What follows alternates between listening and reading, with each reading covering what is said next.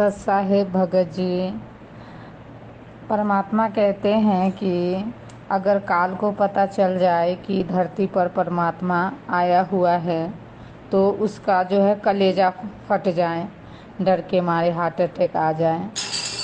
तो हम लोग को तो पता है कि परमात्मा है, परमात्मा आए हुए हैं, परमात्मा है। तो हमारे अंदर भी तो मन काल रूप में रहता है, सूक्ष्म रूप में रहता है, हमें भक्ति में परेशानी करता है, चाहे कुछ भी करता है। तो वो काल को पता नहीं है हमारे अंदर है, उसको पता नहीं है कि परमात्मा आया है। जैसे हमें विश्वास हो गया पूरा कि परमात्मा है, तो उसे भी तो पता चल गया होगा कि परमात्मा है। क्या उसे हमारे द्वारा नहीं पता चला होगा कि परमात्मा धरती पर आया हो?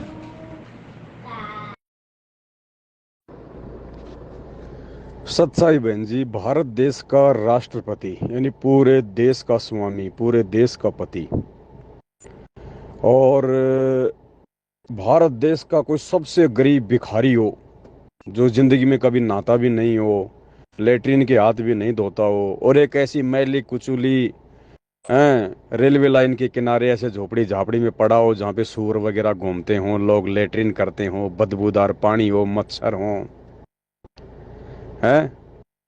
और भारत का राष्ट्रपति कोई ये कहे कि भाई भारत का राष्ट्रपति जो है इस भिखारी के पास में ही रहता, यहीं सोता, यहीं खाता है, और ये भिखारी जो है ना यही भारत का राष्ट्रपति है। लोग समझ नहीं पा रहे। ये भिखारी भारत का राष्ट्रपति है, और ये जो भिखारी है ना ये डबल रोल कर रहा है। ये एक रोल में तो भारत का राष्ट्रपति बना हुआ है और दूसरे रोल में ये भिखारी भी बना हुआ है। बहन जी, आपकी इस बात को आपके आसपास वाले, आपके गांव वाले, आपके शहर वाले, पढ़े लिखे या अनपढ़ लोग, कितने लोग इस बात पर विश्वास करेंगे? आप बताइए, कितने लोग विश्वास करेंगे इस बात पर? आप कहोगे भाई मेरी इस बात पर तो एक भी आदमी यकीन नहीं करेगा। पहली बात तो मुझे मूर्ख कहेंगे कि राष्ट्रपति तो एक इंसान है, वो डबल रोल कैसे कर सकता है। दूसरी बात, राष्ट्रपति है, उसके पास तो किसी चीज की सुख सुविधा की कमी है ही नहीं, वो तो जहां उंगली रख दे वो ही उसकी हो जाए। फिर उसको क्या जरूरत पड़ी यहाँ पे भिखारी बन के रहने की? तो यकीन नहीं करेगा कोई भी आपकी बात पे। तो यही स्थिति बहन जी इस पृथ्वी लोक को लेकर, 21 ब्रह्मांड को लेकर परमात्मा की है। काल को अच्छे से पता है, क्योंकि याददाश्त आप और हमारी चली गई, भूल आप और हमारी आत्मा पे पड़ी हुई है, अज्ञान का पर्दा आप और हमारी आत्मा पे पड़ा हुआ है। लेकिन काल और दुर्गा इस 21 ब्रह्मांड में दो ऐसे प्राणी हैं जिनको आज भी सतलोक का पता है, जिनकी याददाश्त वैसी की वैसी ही है। ये परमात्मा को जानते हैं, पहचानते हैं, सब कुछ है।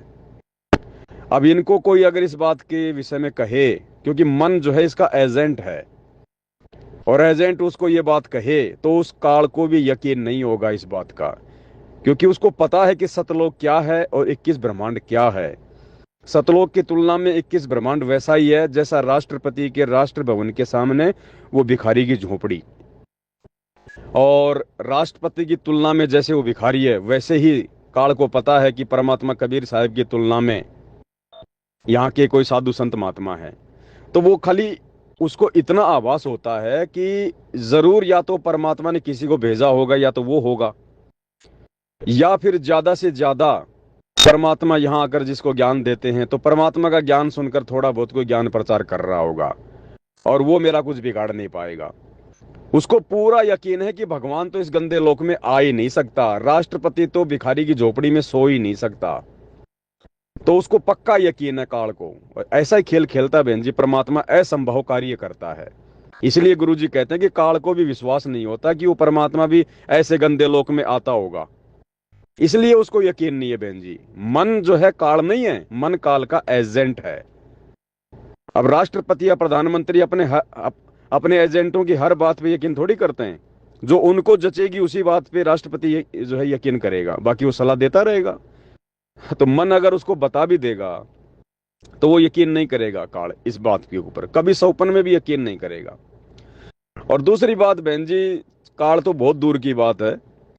यहाँ खुद संत रामपाल जी के 90% भगत जो सतलोक आश्रमों से जुड़े हुए हैं, 27 साल से संत रामपाल जी चिल्ला चिल्ला के ज्ञान दे रहे हैं, खुद कह रहे हैं कि मैं भगवान हूं, मैं परमात्मा हूं, मैं भगवान हूं, मैं परमात्मा हूं।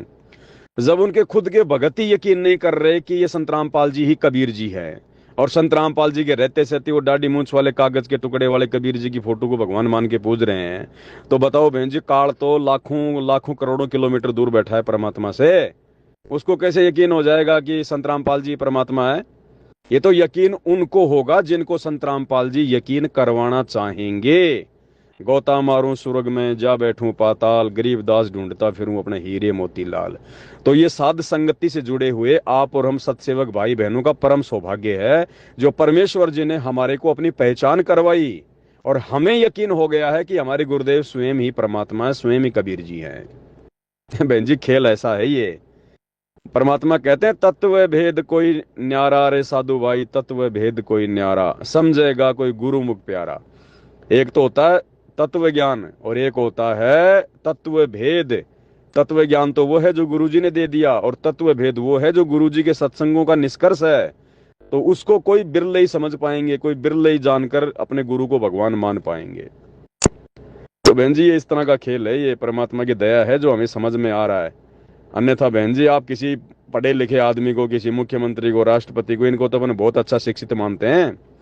आप गांव के सरपंच को जाके कह दो कि हमारे गुरुजी भगवान है, नाम दीक्षा ले लो, आपको कहेगा मूर्ख आदमी, कहां से पैदा हो गया तू, इंसान कभी भगवान हो सकता है क्या?